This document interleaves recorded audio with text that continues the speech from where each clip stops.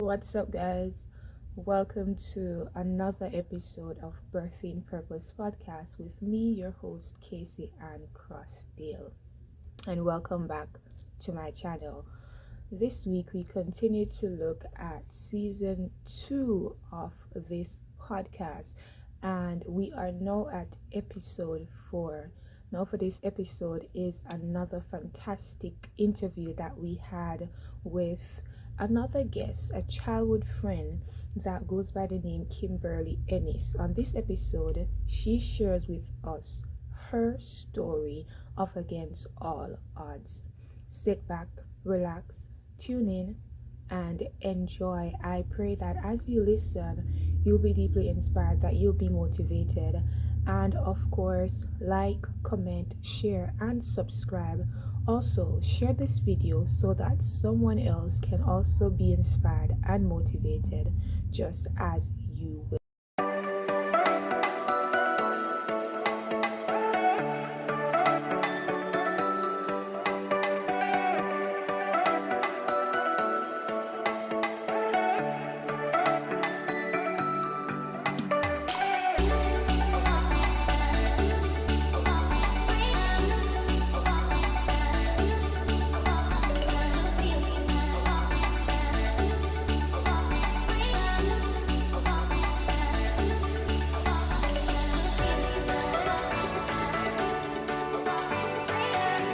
There are almost 8 billion people in the world today. Everyone is unique. Everyone is special. But very few people ever realizes their full potential. How do you find yourself in such a chaotic, fast-paced world where everyone is looking for meaning, significance, and a sense of purpose, and yet discover your own? Welcome to Birthing Purpose Podcast with me, Casey Ann Crossdale. This channel is focused on helping you find your true, authentic self.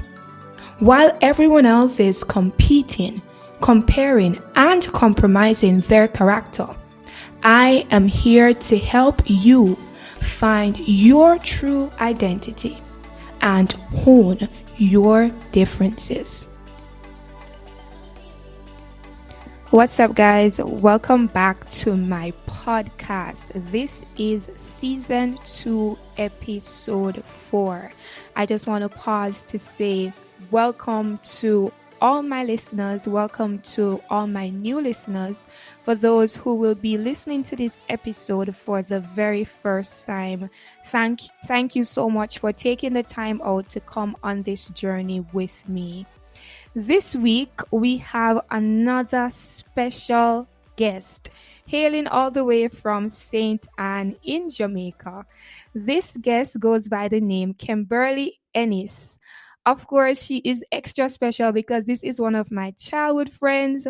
We grew up in the very same neighborhood. She was my neighbor, literally. And so I want to take this time out to welcome you, Kimberley. Thank you for taking the time out to be on this podcast. Kimberley Ennis, ever since she was in high school, she knew she wanted to do two things. She wanted to help people and she wanted to talk. She's been doing both, and her bachelor's degree in media and communication from the Northern Caribbean University has helped with that when it comes to the confidence and the presentation abilities. She has worked in various capacities from administration to customer support, payroll, e-commerce, and now remote sales. Versatility knows no bounds for her.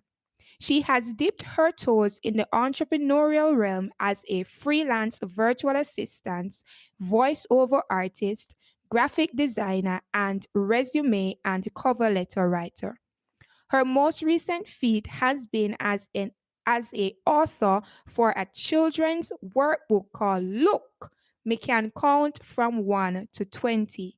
and as a remote job hunting coach, helping Jamaicans break into the remote job market, following her strategies that she has used to land hers. She also has a ebook that is coming out later this month sharing these strategies. Her love for helping Jamaicans did not just start recently. She was the host of a Sister Support Squad, which is a bi weekly Instagram Live where she and her guests shared encouraging stories for young women who needed the motivation. She credits all her ideas and work to God and who continues to plant the ideas in her head and gives her the strength and energy to get up, my bad, and get things done daily. Her hope is to impact as many Jamaicans as she can with her endeavors. And so we pause to welcome to this podcast Kimberly. Kimberly, welcome. How are you doing? Yay! Hi, Casey, and I'm good. I'm good. I'm good. How are you doing? Amazing, amazing. I am doing great. Thank you for accepting the invite to be here. It's Yeah, my such a pleasure to have pleasure. you. Thank you for Awesome. asking me. Of course. All right. So before we go into it, I like to break the ice a little. And so Mhm. I'm going to ask you to do something very simple, right? If you were to describe yourself as a fruit, which fruit would you be and why? um, I honestly thought this one is gonna be a harder question, but I would have to say a mango because Mhm. mangoes come in different shapes and sizes. Everybody has their Ooh, different preferences. right. Mangoes are sweet, juicy, delectable, and makes people happy and filled. So yeah. Nice, nice, nice. Love that. Love that. Thank you so much. And of course, mango is by far my favorite fruit. So Mine too. amazing, amazing. Alrighty. So, as is customary for this podcast, I like to have each guest share with our listeners what their salvation story is. And so I know for you it's quite interesting because you have been baptized not one, not two, but three times. But they say the third time's a charm, right? And so I want you for the next couple minutes to just walk us through your salvation story. What was that like for you? I mean, from the time you got saved to now, walk us through that transition, that transformation that would have taken place. Okay, sure thing. So my family, well, mainly my mom, she's a Seventh-day Adventist. So the main church I grew up attending was the Seventh-day Adventist church. Right. So when we moved to Trelawny, when I was in grade 10, Mm-hmm. yeah, there was a Seventh-day Adventist church in our town, and I attended. And like, I kid you not, like probably the first or the second time Sabbath I went, like the Mm-hmm. Holy Spirit touched me, and I was like, okay, yeah. I've been growing up, I've been admiring Christians from ever since, like put them on a different level of pedestal, thinking that, you know, they're untouchable by sin and they're all this like really, really flat out admire Christians and Christianity in general, So I was like, yep, Mm-hmm. it's my time.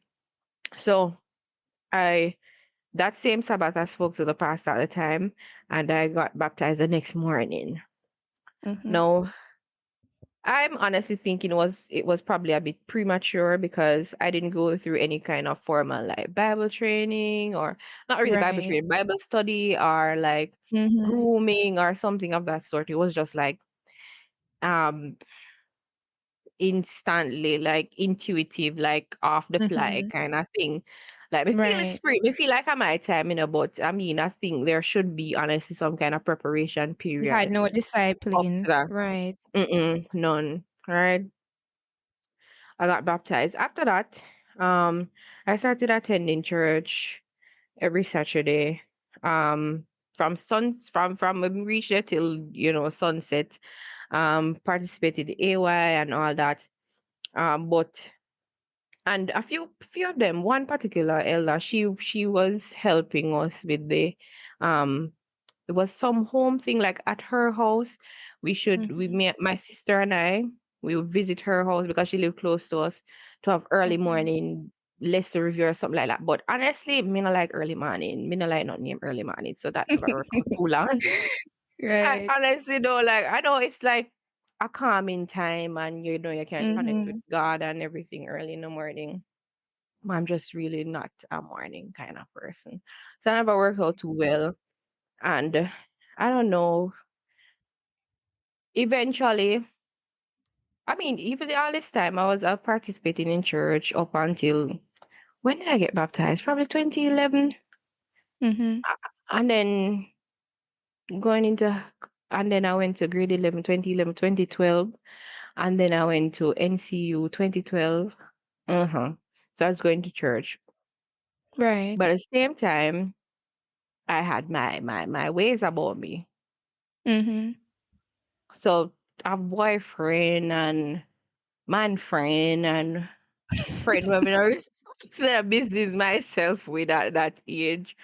Mixed up in Right. all that, but at the same time, I was going to church.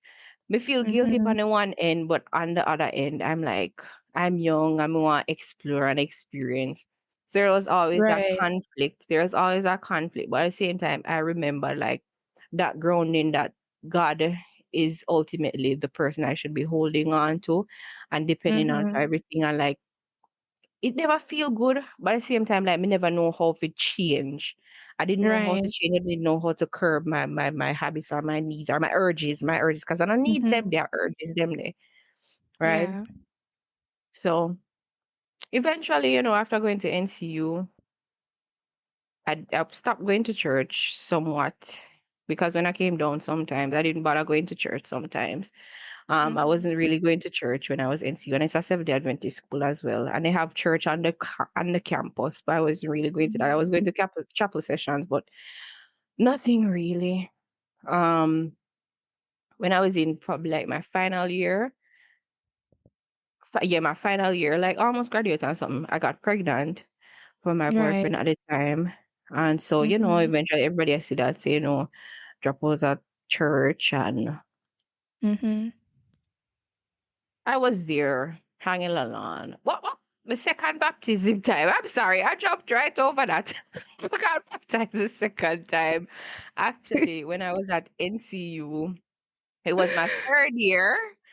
Right. No, it was still the first year or the second year. It was either the first year or the second year. I got Right. baptized again. It was a week of prayer. We have week of prayer when like an international speaker or a local speaker comes and does like, as I said, it's like sermons throughout the week, encouraging, reviving the whole Seventh Day Adventist church or helping to convert new persons, right? So we Right. had that, and I was moved and I got baptized during that series. So then I became a member of the Northern Caribbean University Church. But I don't want to, they still never keep me. Like, the sin still never did. The sin never did. The sin never did. Still Right. carry on. It's like, boy, it's sad still, but it's like, that never do nothing. Right. So after that, no, in my final year, fine boyfriend got pregnant. Um, Mhm. just had done university, so I didn't even think about work. If you go Right. work, pay back my mother all them something me I know. Off the fly, thinking about myself, nothing about my mother, nothing about nobody. Stupid. Right. Just outright stupid, to be honest. Mhm. But I had my son, but I was realizing that the situation with my son's father, it honestly would have turned out like the situation with my parents, because my parents Mhm. never had a really good marriage. It was Mhm. because of the unequally yoked thing, be it Right. argument. It was honestly a toxic family setting, dysfunctional in Right. my opinion, but not Mhm. conducive to children.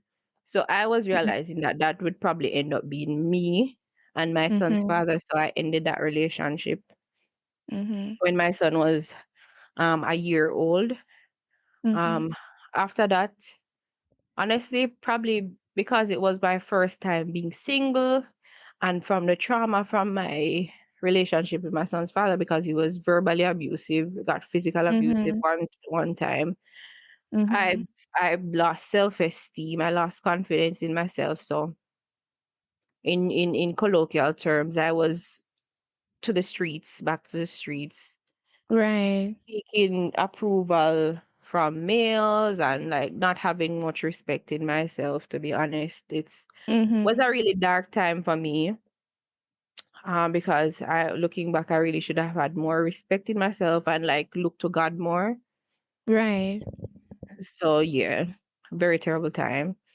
Mhm. Um, but then I actually in 2018, yes, Mhm. so I actually ended the relationship with my son's father in 2018, early 2018. So in late 2018, on like August, I met a guy. We became like really best friends. Really, really Mhm. best friends. He wasn't a perfect Christian, but he was familiar. He grew up in a Seventh-day Adventist faith.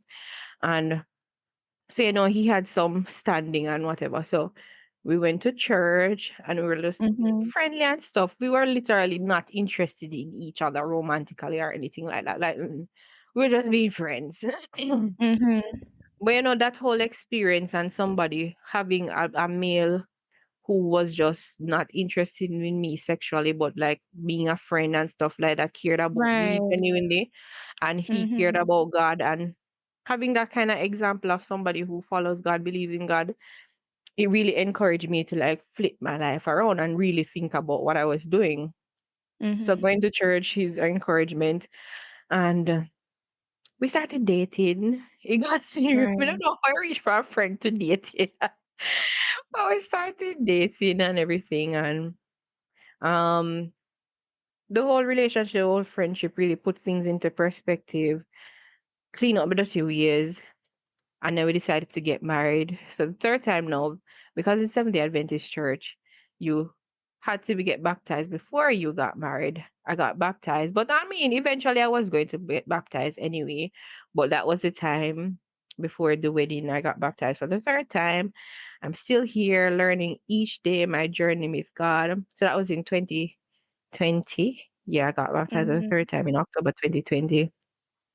So I'm here each day, praying every day, read my Bible, staying focused, trying to depend more on God. Because honestly, Mhm. we literally can't do anything in this life without God knowing that He's in control of everything. As much as life is hard, I was saying it to my husband today. Sometimes I feel like right now I feel like I'm at a wall or a block, and I want to climb through. But I remember I was reading um yesterday on the Bible app where it was saying God can, God shall supply all your needs according to His riches in glory. I was like, Mhm. yeah, I'm really thinking about that, and it really let me step back and think about Mhm. like all the problems I'm having, all the issues, all the things that I need right now to do Right. certain things. It's stressing, but when you think Mhm. about it, God is literally there to provide everything.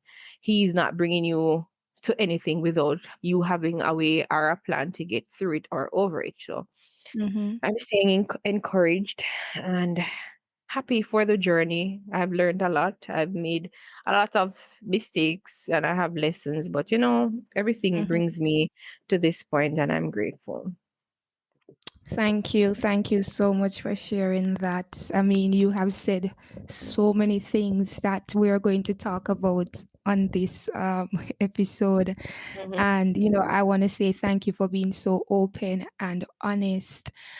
What I want to ask you How we learn.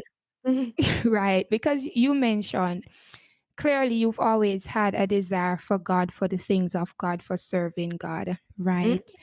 And so from 2011, when you first got baptized, I mean, yes, you've been baptized 3 times. And like, you said the first time was kind of like impromptu, like, you feel the feeling and you feel like, yes, I want to be baptized. I want to serve God. No, but not being educated on what to expect and stuff like that. Um, what would you say then is the biggest lesson that you have learned between those 3 different stages of your life from 2011? losing your way, getting baptized again, kind of losing it again, and then finally now for the third time, deciding to do it this, not just alone, but, with your spouse, getting married, settling down. What would you say you have learned from all of those different transitions? Honestly, the biggest thing for me, and I think it would have made a big difference, is having the right circle.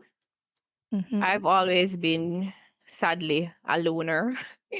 I Mm-hmm. mean, I can communicate with persons, but forming genuine, like solid friendships, it's been hard for me ever since I've known myself. So I Mm-hmm. think it would have been good if I had that right Christian circle, persons who were firm in Right. God, to Mm-hmm. encourage me, persons I felt comfortable enough to open about certain things that I was feeling, to get Right. information on, how should I navigate it, how should I handle this. Persons on this journey, you really can't do it by yourself. Yes, you'll have God, you'll have the Holy Spirit guiding you, Mm-hmm. but having the right people, having the church, not necessarily church people are the elders and deacons and deaconesses, but Right. your small church, your small circle of Mm-hmm. believers who you can encourage each other and give advice to each Right. other and help out in times when the flesh really weak and Definitely. you Mm-hmm. need somebody to help you, to remind you, say, hey, don't stray. Mm-hmm. Honestly, I wish I had that circle back then to Right. help along all that journey. Right. So what you were missing is support. You Mhm. also mentioned, and I know that you have a very handsome baby boy, right?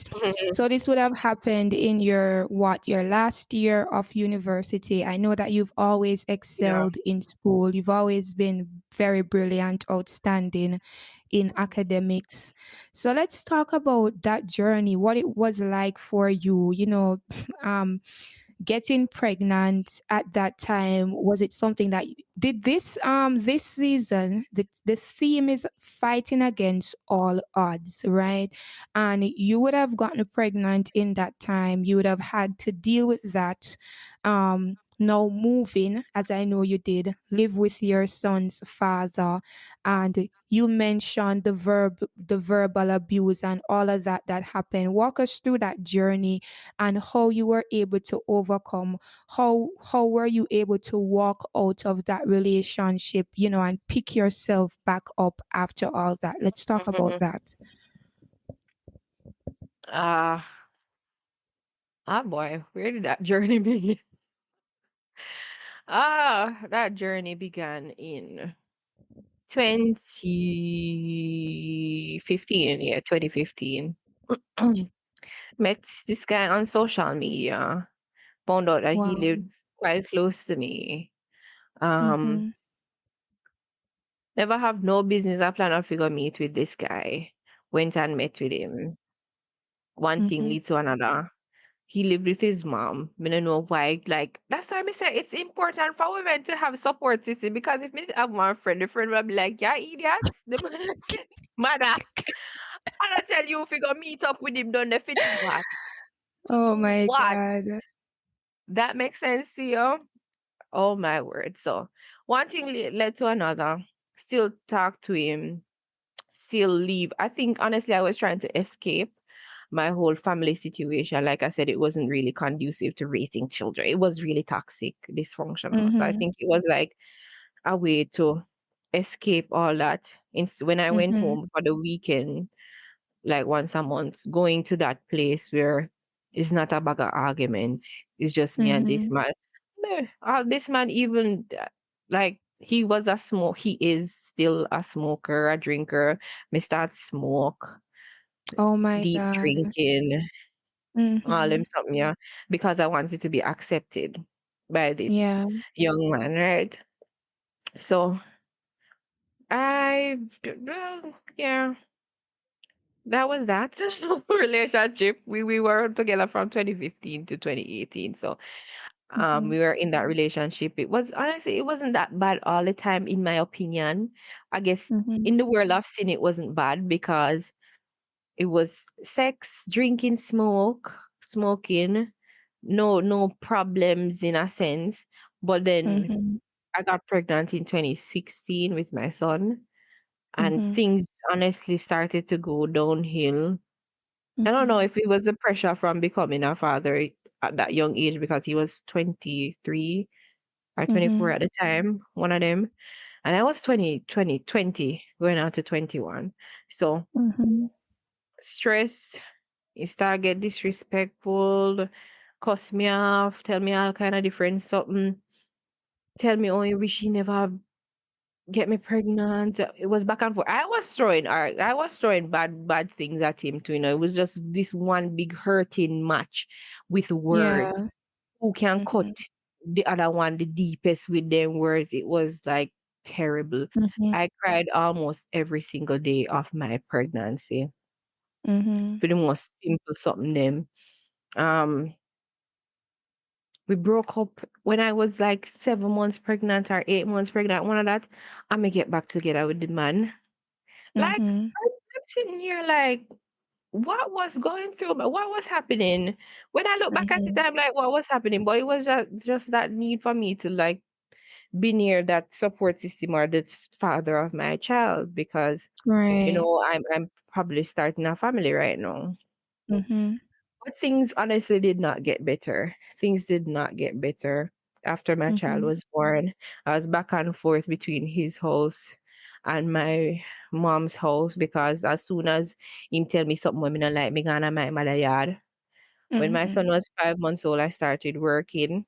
So worse now, me realize that me can go out a road and me not have to put up with fame foolishness. Me worse start give attitude and no bother, nah bother with him. I helped him get a job at the Mhm. same hotel that I was working.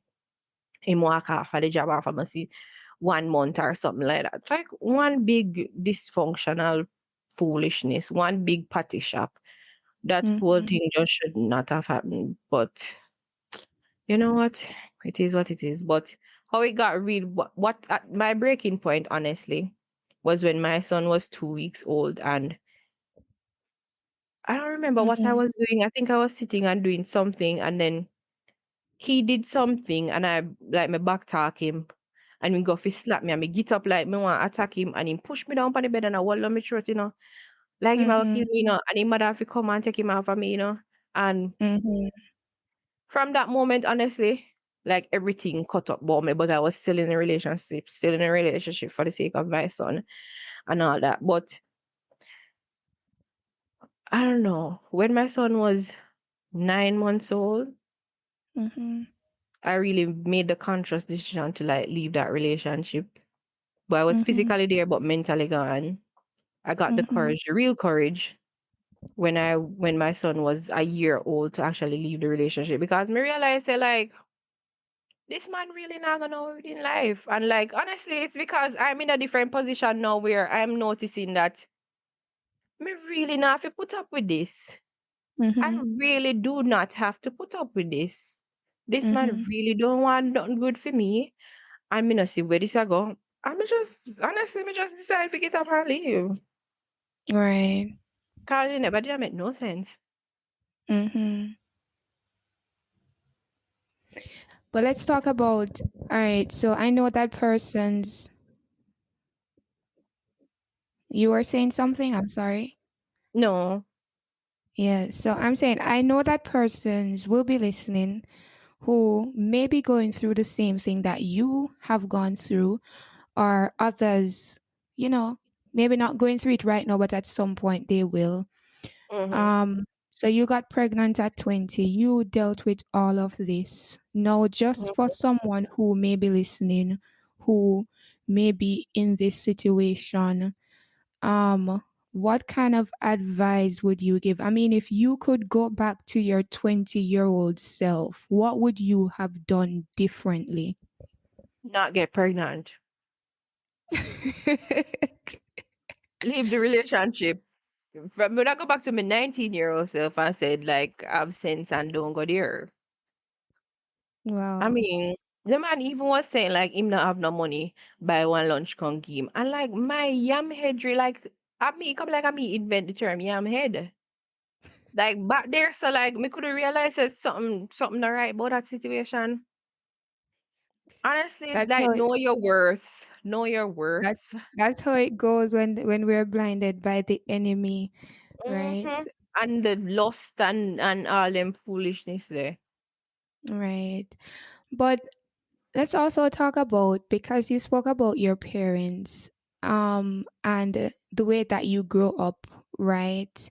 Hmm. Basically, yes, your parents were living together, they were there, but it's the way that they operated. You said that you don't consider it as a relationship that was conducive to raising children. Let's talk about how that affected you, how that affected your judgment of men. And overall, how do you think that, growing up in an environment like that, how did it help to, shape you, or how did it affect you on a mental and emotional level? Okay, well, I can only speak for myself because, I have other siblings. I have my sister and my younger brother. But for me, it was not. I didn't like to hear it. Like, I didn't like to hear the argument because it was so loud and the bag of cussing. Hearing the things that were said and the aggressiveness, it made me feel scared. It made me feel timid. Honestly, that really put down my self esteem a lot. Mhm, And probably subconsciously, it was teaching me that that situation was okay because my mother was mhm, there and she's not leaving, she's still staying. So probably subconsciously it was telling me that it was okay. Probably subconsciously I was leaning towards a kind of male like my father, mhm, because my father was a smoker, he was a drinker as well. mhm, um uh, Honestly, I don't even know the psychology around it all, but I'm thinking a lot of that really affected me and my judgment and my self-esteem and mhm, my ability to choose the right partner in general, mhm, because I didn't have like a proper example. And mhm, my father was a good father. Like he mhm, was there for his kids, like outright. They're really good father. But mhm, as a partner, he wasn't, in my opinion, a good partner to my mother. And I mhm, didn't have that example of a good partner as well. Because even though I'm mhm, literally, if I stayed in that relationship, it would have definitely stay the same, because my son's father is a good father to his son. But mhm. relationship wise, no, no, definitely not. So I guess it's just history repeating it was about to repeat itself, but I thank God a stop was put to it. Right. You're And you're it's a weird. wife. It's weird. You're a wife. No, go ahead. Go ahead. Uh-huh. Thanks. So I'm saying You're it's saying. weird. Mhm, It's weird. Like I did that, but I'm so happy that God brought my husband into my life, because he's like a complete opposite. And I'm not saying things are smooth sailing, no, because I have a lot of childhood trauma and all that. mhm, So all the attitudes, all the walls, the defense mechanisms, like mhm, I brought them into my marriage, and it's mhm, hurting. It's hurting mhm, me and hurting the way sometimes I speak to my husband. I mean, I feel literally I pray mhm, and I try get the bad things out of me. I tried therapy mhm. once. I don't know. Me need to try it again, probably. Honestly. But So I just so have to you're. be trying to break that bad habit, the way how I speak to men, Mhm, or how I view men in general, because I know in myself that this is a really great guy, but certain things when I do might just tick me off, and I'm like, ugh, mhm. yeah. So you're still very young in the faith. You're still very young in your marriage, and Mhm. you're still learning about yourself. As you said, you're still dealing with all of that trauma that you dealt with. I mean, from your childhood, from being in a verbally abusive relationship with your son's father, and all of that. But yet still, I mean, you're on this journey to, creating impact. You're on this journey to continue to discover and unfold who you are whilst trying to stay connected to God, staying on that journey, on that path, right? And what this tells me is that even though we are believers, even though we're Christians, we're still not perfect people. Mm, And I know that somebody may be listening who is having this same struggle, and because they're having this struggle, things are not smooth sailing, things are not the way that they imagine for it to be. In their minds, they may feel as though the easiest thing for them to do is to walk away from the faith, walk away from the marriage, and all of that. Just in a minute, share with us an encouragement that you have for them as someone who is still navigating this journey. uh, the sooner you realize that you really don't have a lot of control over things that are happening to you, the sooner you realize that um it takes a lot of strength, it takes a lot of willpower, it takes a lot of prayer, it takes a lot of God to help you along the way. Giving up control, giving up yourself will make your situation a lot easier, bit Mm-hmm. by bit, piece by piece, learning to take yourself out of the equation and think about the other persons around you, think about your partner, think about Mm-hmm. your parents, think about your siblings, think about everybody else. I know you have your feelings and you feel like things should go your way, but honestly, if you really Mm-hmm. think about it, is your way really the right way? Is your way God's will? Is your Mm-hmm. way the direction you should be going in to achieve your full purpose, achieve real happiness, achieve what God wants you to do? You really have to take Mm-hmm. a step back and not make it about yourself all the Mm-hmm. time, and pray, talk to God, look for his direction, Mm-hmm. because he does show signs. You Mm-hmm. might be just too blinded by yourself or your own shadow, your shadow block out whatever God has in store for you. But like, take yourself out of Mm-hmm. the equation sometimes, pray about it, and God will show you what you should do. Amen. Amen. I know that you also lost your father recently, right? And Well, so 3 years. let's, Well, yeah, it's recent. 3 years, yeah, 29. Oh my, yeah, COVID took out like 2 years of our lives, so it really does feel like recent. yeah. I mean, it's recent because I've lost my mom for I 6 years and it's still remember. very recent, still very fresh. But Hmm. let's talk about that. How that impacted your life, how that affected you, how were you able to pull yourself together even Oh after my. after the loss of your dad? Oh my God. That was, I think it really impacted me a lot, knowing that I didn't have a good relationship with him. Mm-hmm. I really didn't. I wasn't really close to my dad. We lived in the same house, but I always tell my husband, like, me literally can count per one hand or two hand number of Mm-hmm. times I've seen my dad laugh to show you Right, how close we were not. So right. he was, at the time before he died, he was working at the airport. I was working at Iberostar. So, he had to pass Mm-hmm. Iberostar to go to the airport. So a lot of the mornings he used to bring me. So those, Mm-hmm. we were kind of connecting in those little moments, talking more, Mm-hmm. being around each other. So that, him dying really like put a stop to that. Mm-hmm. And it honestly, it I don't even know how to describe it.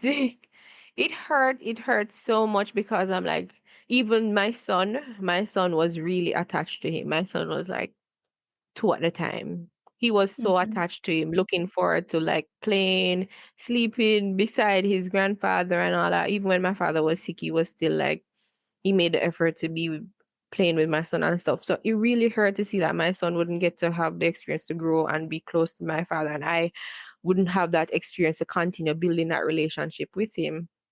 Mm-hmm. Um, my no husband was with me during all that time, so he was there as like a shoulder to cry on, somebody to lean on, encouragement.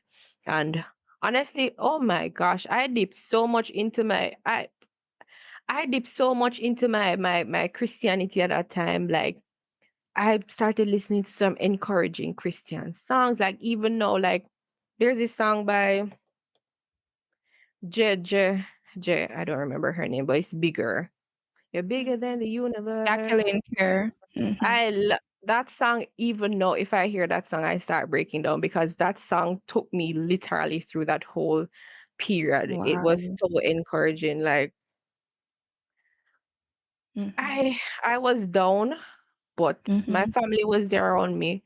My boyfriend at the time, but he's my husband now, was there. God was there with me. So, I was taking it in strides and I was Mhm. still sad, but making my way through it. Mhm. So you've lost your dad, and you mentioned not having a good relationship with him per se, even though you guys lived in the same house, right?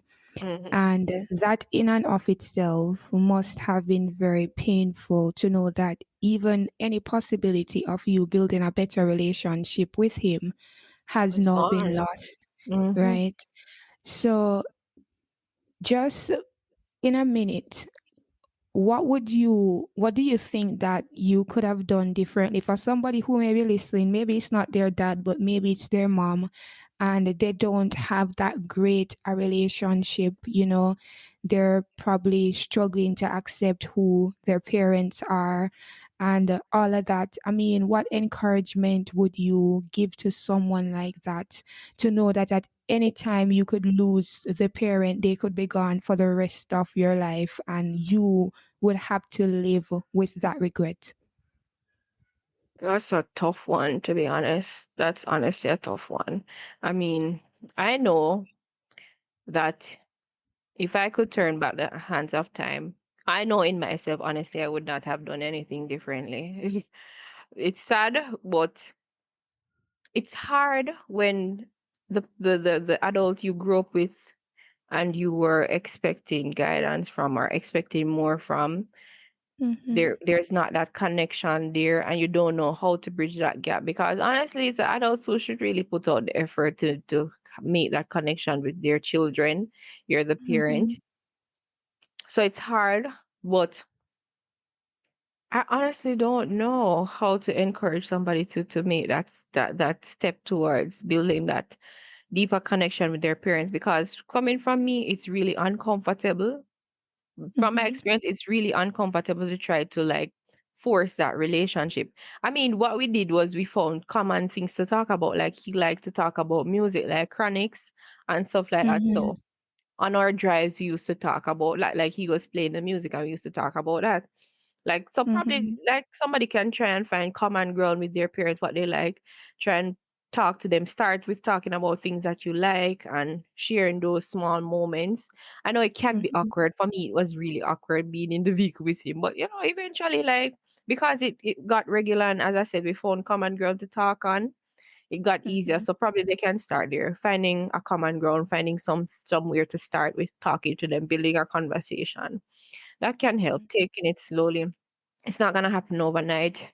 You can't force a Mm-hmm. relationship, and it's gonna be awkward. So just taking it slowly is what you True. can do. But get rid of resentment. Mm-hmm.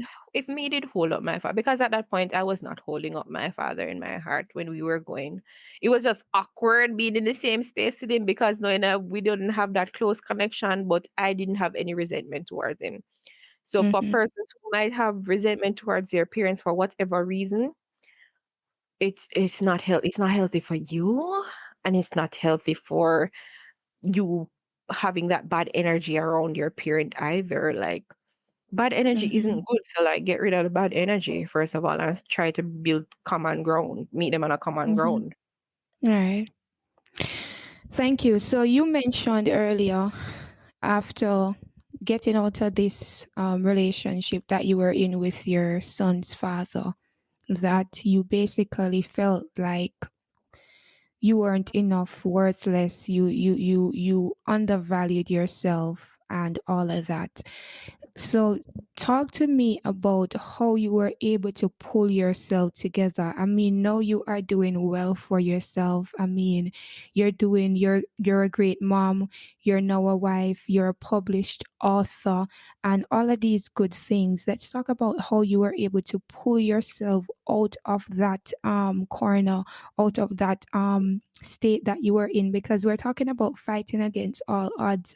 And even though all of these things were happening around you, and you finally made up in your mind that, okay, I'm going to get out of this relationship, but even after getting out of it, you were still, as we'd call it, you were still in the rut, trying to probably figure out your life, trying to figure out, trying to get back into who Kimberly is. Mhm. How were Yeah. you able to figure this all out and to now go back to purpose, focusing on the impact that you want to create, focusing on that vision and that dream that you always had?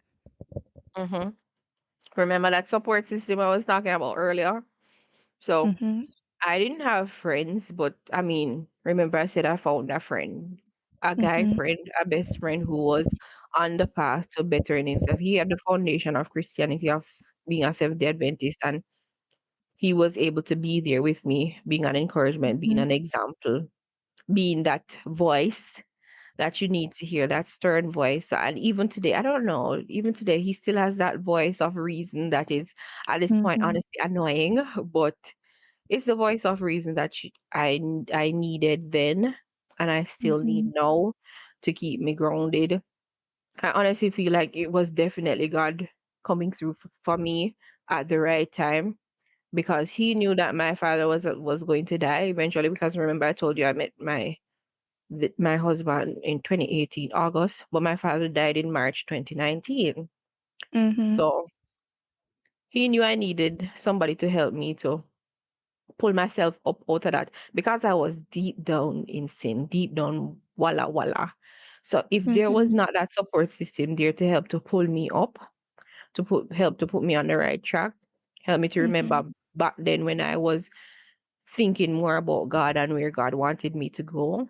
Imagine after my Mm-hmm. father died, like me probably would have stopped see me pitney, more the business for me pitney again, me gone, but oh my God, I wouldn't even want to think about it. So I'm Mm-hmm. just thanking God for sending my husband in my life at the time that he did. The support system, let me tell you, I cannot stress it enough how important it is to have like a good circle of grounded people around you who know God, Mm-hmm. who knows the word, and who are able Mm-hmm. would be able to encourage you in times when you don't even remember yourself and remember what journey Mm-hmm. you're on. Having that person, having God, speaking to God for yourself, depending on God yourself, but also having that support system to help to be the voice of reasoning. Yeah, Mm-hmm. that's definitely how I got out of that road. Thank you. All right. So you mentioned that there's two things that you've always wanted to do to help people and to talk, and you birthed what you call the Sister Support Squad. Let's talk about how that came about. Was it because of this experience? How was that birthed? And when did Yes, you know that you wanted to do this? it was definitely because of that whole experience. It was most definitely. This started when Sister Support Squad. I mean, even though it was short lived because imposter syndrome and all. Oh my God, that's the next story. Even though I did that for a short while in 2029, yeah, 29, late 2019, like probably September, October 2019 to probably like March 2020. Mm-hmm. I was doing Sister Support Squad. It definitely came from that whole experience of being in a place where I didn't have any self respect, a low self Mm-hmm. esteem, no self confidence, not knowing who I am, how to stand up on my own 2 feet, how to connect really back to God and what God had for me. Because, I started every single session with a prayer, because I knew that God was so important in order to lead the Mm-hmm. conversations and lead and be able to touch so many other girls who needed Mm-hmm. encouragement. So, I had a single mother on there, Mm-hmm. um, somebody talking about health and fitness and physical and self confidence, um, Mm-hmm. speaking about a whole um wayward journey. This is a pastor, a female pastor, speaking about in sin and coming back and how God changed her life. And I had another speaker speaking about financial literacy and different things that can help a woman like stay grounded, not feeling like Mhm. she would need a man or society to determine her worth, and for Mhm. her to not really feel like she needs to compare herself with everything that's going on, to really just stay grounded. So that's Mhm. how that came about, and that went, and it was good for the time. But like I said, imposter syndrome. I don't know what really happened. My life was just what was happening? I mean, I just got married. Marriage was Mhm. tough. Marriage was tough in the beginning. I Mhm. was so rocky in the beginning. So Right. so I just lost the motivation, lost the encouragement in all that. And that Mhm. unfortunately ended right there. But I enjoyed it. I enjoyed encouraging Mhm. females, encouraging women, encouraging young girls. That was good. I felt like, yeah, even if I touched only one person with all that I was doing, I did really good. I was doing God's work, so that was good. Mhm. That was a good experience. Great. And you are now a published author. Let's talk about that. When you knew you wanted to become an author and all of that, let's talk about the book and the importance of it, why you did it. Okay, so honestly, I've always been, I don't know, I've always been an enterprising kind of person, somebody who thinks about different ideas to impact people, but also I can make money from it, right? Mhm. So I've always thought about doing a children's book. The first idea I had, that honestly was going to take too much time. So, Mhm. but one day, one Saturday, I was just sitting there looking outside, and it's like God put something in my head, say, why not do a counting book with Jamaican traditions and cultures and stuff? I was like, okay, that makes sense. That I can do that Mhm. by myself. That's easy. And that can give a Right. lot of substance. I've never seen any book of its kind. So, Right. of course, and for the age group that I'm thinking about, 3 years old to 6 years old, counting from 1 to 20. A lot of parents teach them 1 to 10, but I mean, you can have the opportunity to teach them 1 to 20, and it's about Mhm. things that are native to Jamaican culture or tradition, what makes us uniquely Jamaican. Like Mhm. putting together, like cherishing, bringing, passing on the Jamaican culture from generation to generation, because there's a lot of, my son for one, he loves YouTube. And when Right. he's on YouTube, it's a lot of North American content. So till him Mhm. even have an accent. I mean, when he was younger, I kid you not, everywhere me bring this pitney, them they ask me for foreign pitney. Mhm. Oh my word. So like, and if him talk faster, it sound weird. But Yeah. at the same time, he can code switch, like him attack like uptown Kingston and him reach ghetto. Mhm. Him reach deep country if he said. Like in the same Mhm. sentence. So it's really good teaching them up. I mean, Jamaica, nothing, Jamaica isn't all bad. And our culture, our tradition isn't all bad. Not So at all. having that Jamaicanness, preserving that was really important to me. And Mhm. I'm happy that, for the parents who have purchased it so far, they've loved it. And Mhm. they're passing on the tradition, and I'm really happy about that I could be a part of that. Right, right, right. And you're also a job hunting coach. So, the thing that you're most passionate about, as you mentioned, one of the things is helping others, right? But let's talk about, this is the Birthing Purpose podcast, and we like to talk about purpose. Let's talk about why you are so, so, so passionate about helping others. Because when I review this and I look at all the things that you do, all of it entails helping people. Why Mhm. are you so passionate about helping people? Because I wish I had help along the way, and I have had help along the way. And I've realized, firstly, with having the help, I've realized how much it aided in my growth, in me achieving a lot of things. So I want to be able to help to aid people in their growth and help them to achieve Mhm. things. At some point in time, I didn't have help with certain things that I was doing.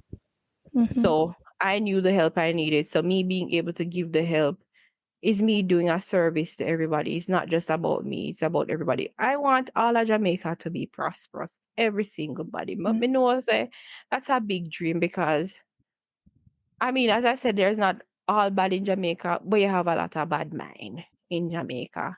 So the True, minute you're true. trying to help people to, or people seeing people go certain heights or levels, like right now, me I Mhm. pray over your podcast, it go levels, and people are bad mind, because Amen. people see the good you do, and I try discourage you. All them stuff. True. Like, I don't subscribe to discouraging people. Straight Yeah. encouragement, straight doing what you believe is right, helping people in your own way as well. So I want all Mhm. of Jamaica to be prosperous, all of Jamaica to be good. So this remote job hunting, I realized I actually saw a young lady on Twitter. That's where it started. She Mhm. was posting um jobs that were available online. So I was like, honestly, I had a remote job before. I was a copywriter for a university in the US, but I left that job. So I knew it was possible. Mhm. But then I started looking deep into it, and I started doing my research, and I was like, there's so many jobs out here that people even here in Jamaica can get remotely. So I was like, Right. let more people know about it. That young Mhm. lady, Kimberly, well, I'm glad me remember. I can go text her on LinkedIn after this. Like Yeah. she was helping. She's helping people out, but she's kind of shy and she doesn't want to commit to um really teaching people about it. But I'm not shy. Mhm. I'm not afraid of Mhm. being committed to teaching people about it. So I decided to like take it to TikTok, sharing information about it and posting it on Instagram as well. Mhm. Just to and I had my first batch of students in March, and two or three of them have actually gotten interviews so far. So, Wow. and that was like 2 weeks. I'm talking about results as of last week or week Nice. before last week, and that Mhm. was like 2 weeks after the program ended. So I'm happy Mhm. to know that I'm helping people to find out that there's jobs way more profitable than the ones in Jamaica, and like people want to take care of their family. People want to do a lot of things in Jamaica, and like Jamaican currency not cutting it. Right. Yeah, spreading the awareness is my due. I'm paying So to. you have taken the gifts and the talent that God has so gifted you with, and you're using it to, of course, afford what we call a comfortable lifestyle. And the Bible does tell us that your gifts will indeed make room for you. So Mm-hmm. great. Good job. Good job with that.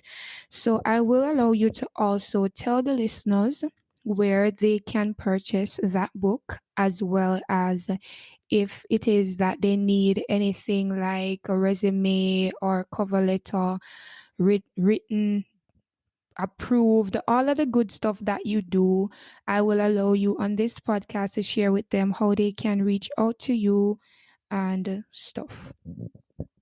Okay, well, I mean, I would tell them the long title of the book to search for on Amazon, but honestly, they can find everything on in my bio on Instagram. My Instagram handle is Kimberley Kimberley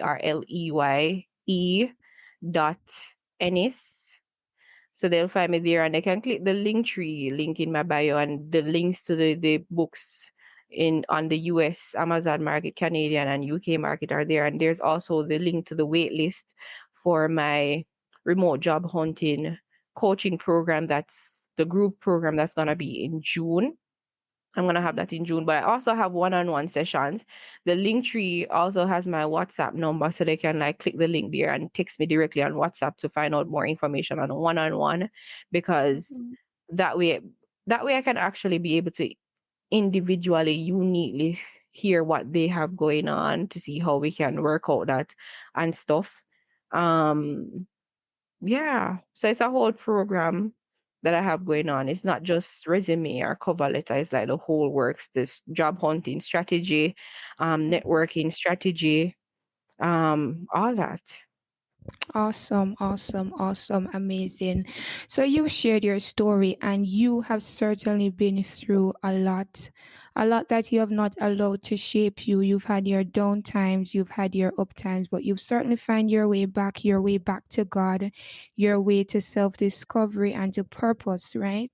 So share with us before you go the most valuable lesson that you would say you've learned in life with everything that you have gone through. What is the most valuable lesson that you would say you've learned? Uh, this is something my mother actually told me once. She's like, never let go of the hand of God. Like, Mhm. literally, no matter what, you remember that God is always there. So if he's even in pinky finger, you hold on to. Never let go of the hand of God, because even the same support system that you'll need, it will just come around just when you need it, because you never let go of God's hand. God will send everything you need just in time. He'll send the right realizations to you. He'll show you the right path you need to take, the right way you can Mhm. use your gifts and talents to bless others. So just like Mhm. literally never let go of the hand of God. Awesome, awesome, awesome. Well, thank you so very much. Thank you so very much, Kimberly, for taking the time out for gracing this podcast with your Mm. presence. It has been indeed a very wonderful interview. Thank you for your honesty and for being so vulnerable and for sharing with our listeners. Thank Thank you you. for having me. It was good. It was good having this safe space to share and Right. encourage others. Yes, God bless you as you go. Continue to impact, continue to help others, and just continue to be all that God has created you to be. Thank you. You too. This, awesome. This is Birthing Purpose Podcast. Until next week, walk good and take care of yourself.